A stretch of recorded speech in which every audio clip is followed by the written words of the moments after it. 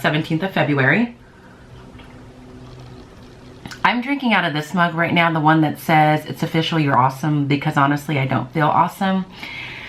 I just feel like I had a rough session with my homeroom class. Nothing terrible went wrong. It's just, if it's not a tech issue for someone, it's a learning issue for another. And, you know, having students that need supports that I don't necessarily have available because of being short-staffed and COVID, it's just exhausting sometimes. And I think the fact that I'm almost in March and have been teaching like this for a while, some days it just gets to me. So there's that. I have a group of kids that every time I put them in a breakout room, they do not participate in any way, shape, or form. They don't participate. They don't try to participate. And there's this one group where there's literally 4 of them, but one student is really doing all the work, all the jobs. So I went in that group today and just told that one student, you can go ahead and work independently. And told the 3 remaining students, you guys are going to need to figure this out. And if not, I'm not going to be giving you any sort of participation credit or points for today because they haven't been participating. And when I asked them, because I was obviously in the room with them to try and support them through that, when I asked them what they were supposed to be doing or what the prompt was that we've been working on, they had no idea. Okay. And that was after working with their group for about 15 minutes yesterday and then another 5 to 7 minutes today. And it's just frustrating. It's just really frustrating. So hopefully things go better with my switch class. Like I've said in the past, they're usually a more like interactive bunch, so that helps a ton. So I'm just in between classes and I was just reading through some emails. I'm in the state of California, if you don't know. And in my district, grades TK through 2nd are set to reopen or have students back on campus as of March 15th. That's the plan there. And then grades 3 through 6, the day after spring break, which is March 29th. I'm not in any one of those groups, so I still don't know when I'm going back. And then the principal just sent us an update from the last board meeting, and he gave us the presentation. I don't know that I'm going to be sifting through that whole presentation because I just don't have the mental space for that. But that's the plan so far. We do have a cohort of students who, these are like groups of students who really desperately need to be on campus, and that's a separate situation. So it looks like, if I'm understanding this correctly, that group will be going back on Monday, February the 22nd, but that's a super small group that for social or emotional reasons have shown that they just can't not be on campus. The other news, which I'm excited about, is the district has purchased GoGuardian, which I understand to be like software that will allow us as teachers to see what students are doing on their Chromebooks. That's a game changer. It's unfortunate it took 2 trimesters for that to happen, but we're getting it. So I cannot wait to try that. And so, yeah. That's the update. Schools are slowly opening in California. I think LA Unified, which is a district most people, you know, are most familiar with in other states, is still at the point where the teachers really don't want to go back until they are vaccinated. And I think that is certainly a reasonable thing to want.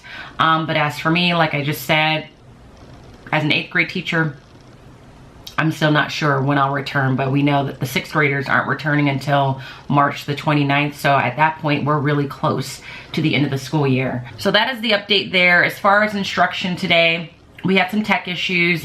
Both groups are working on collecting text evidence and preparing for this close read assignment on Study Sync for Diary of Anne Frank, a play. And just to show you this one more, well, not just one more time, but I'll show it to you again because I always get questions about it. I'm having them work in breakout groups, and each group is working on a slide where they are first given the prompt. We talk about the prompt together. So this is the prompt that they're going to be responding to individually or independently at some point. Then as a group, they work on tapping the prompt, identifying the topic, the audience, the purpose. So the topic in this prompt is they should be able to decipher what Mr. Frank and Meet Geese are like as people based on the dialogue in the play. And then they are going to be working on collecting text evidence. So this is my switch class. We didn't get that far with it yesterday, but they're going to put the text evidence here from the text. And then they're going to explain why they feel like that would be a good piece of text evidence to use to respond to the prompt that they have been given. So they work on that in groups. They each have their own slide that's color coded. So each group has 2 slides to work on. And while they're in breakout groups, I monitor their progress because these are live. So this is the part people always, and by people, like 1 or 2 people every time I show it, because I think it's pretty well known now. While they're in their groups, I switch it from this mode. I switch the slide from, I don't even know what this mode is called, but this is just like maybe the presentation mode, to grid. Oh, film strip view, that's what it's called. Film strip view to grid view. And when you switch it to grid view is the view that allows you to see all the slides at once and kind of see everyone working or every group working as they're working.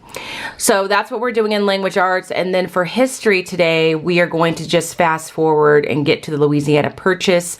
I'm going to talk about that probably a little bit later because my second class is going to start. But I mentioned yesterday that I wanted to talk about like my approach to history. So at some point today, I will get to that. And if not today, tomorrow, because I do have a class that I need to eat lunch right after I'm done with my last class. I have an IEP at 2:30. But I also have to leave to go get my hair done at 3 o'clock. I made this hair appointment before the IEP, so I'm only going to be in the IEP for about the first 15 minutes to give my input. I'm just getting a cellophane put on my hair today just because I can't with the few gray hairs that I've seen. So that's what's up. The song that they're listening to today is another throwback. They're listening to Every Little Step I Take by Bobby Brown. And none of them know who that is or know the song, but I'm enjoying it. So wish me luck. I hope things go a little bit more smoothly with my switch class, and I will check in with you later. I wanted to add that, like, I agree with Violet. I wanted to say, like, that he's trying to stay positive and, like, get away from all, like, the stuff. Like, he wants to leave or remind them of, like, the tragedy and, like, try to, like, get away from all the negativity. Mm-hmm. And, like, as Violet said, he's excluding all, like, his emotions. And I feel like that compares to, like, what Anne Frank did in her diary. She didn't, like, mention all the negative stuff. Mm-hmm. And, like, I also think that before all this happened, he really cared about his family, because he gets pretty emotional, like, in the beginning and stuff. Mm-hmm. And, like, when he wants to move to get away from the memories, so obviously he's not like, oh, my family died, like, whatever. You know, he truly cares about his family, and, like, for him, it was super hard to see them not come home, Mm-hmm. or to technically not see them come home, I guess. Mm-hmm. So I just think that he definitely cares about a lot of things and loved his family before all this happened. I found, like, a different perspective to look at out of Frank. Mm-hmm. I saw him as, like, someone who's, like, self-composed, and, like, through these events that happen, there's, like, overwhelming emotions that he doesn't really know how to deal with.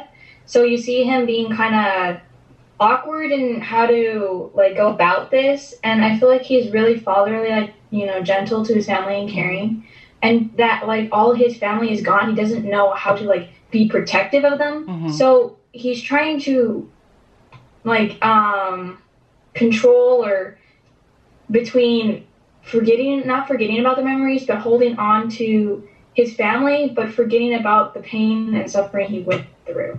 Good. Mm-hmm. I think he isn't, like, self-composed, like, awkward and everything like that, because who wouldn't be? Like, who wouldn't want to, like, just, like, not talk about it or not be where his family grew up or where his family grew up? But I feel like that he had to have, like, that, I guess, sense of memories that I don't want to say brought him back, but Fine Man, like, remember that good memories, like overpower bad ones. Mm-hmm.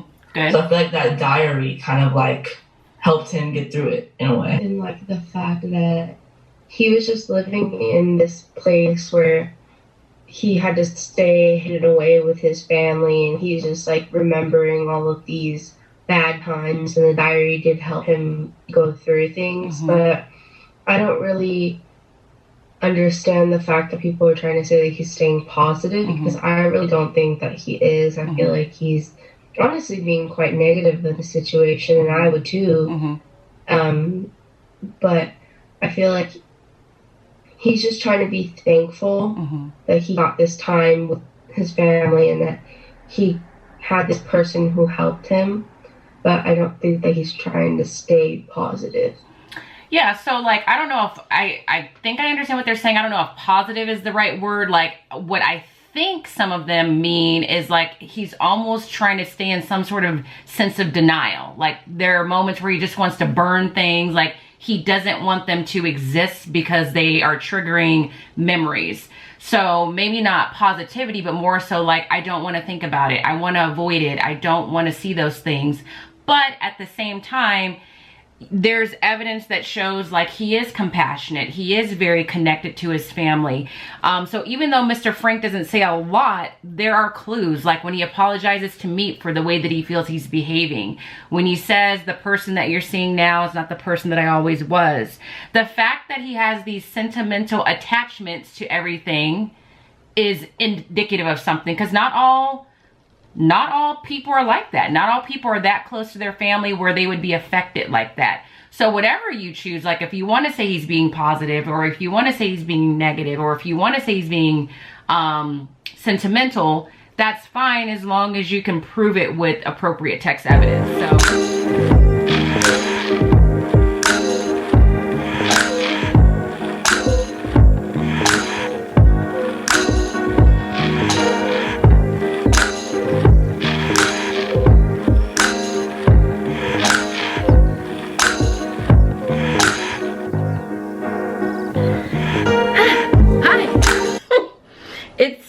almost 7. Is it? Yeah, it's like 6:45.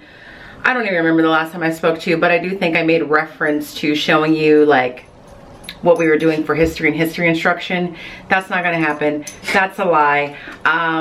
Because I vlogged, I finished teaching, and then I had an IEP. Then I had my hair appointment that I had to leave directly from my IEP to go to. So we tried, my hairdresser and I tried to twist out. She did all the work. I just sat there. I like it. She's not happy with it because the ends didn't dry the way she wanted, so she feels like the ends could be more defined. The only thing that I did not like about it was sitting under the dryer. I hate with a searing passion sitting under the dryer once it gets past like maybe 10-15 minutes, because there is a period of time where it's like relaxing, and then you start to get to the point where you're just hot and irritable. So I did not like that, but I do like the look of it. So with this, I don't need to like reapply like any sort of like water mixture. I'm gonna continue to put the jojoba oil in my hair though. So we're gonna try this out. I don't have any complaints about it. So yeah, let me know what you think. This is a twist out versus just me wearing like my natural curl pattern. So now that it's 6:45 and I need to still look one last time to finalize my grades, eat dinner, and I just need to sit down and relax because I'm tired. I'm gonna go ahead and end the vlog here. I will at some point, once I get my life together, kind of talk through like history instruction and what I've been trying to do all year in a little bit more detail. I don't know if that's going to be tomorrow because I have 3 meetings tomorrow. One at 7:30, one at 2:30, and then one at 3. So I'm not sure. But if you enjoyed today's vlog, give it a thumbs up. If you're not subscribed, make sure you do that. Not following me on Instagram, be sure to head over there as well. And as always, I hope that you guys are well, and if you are not well, please be well, and I will be sure to see you guys tomorrow. Until then, bye-bye.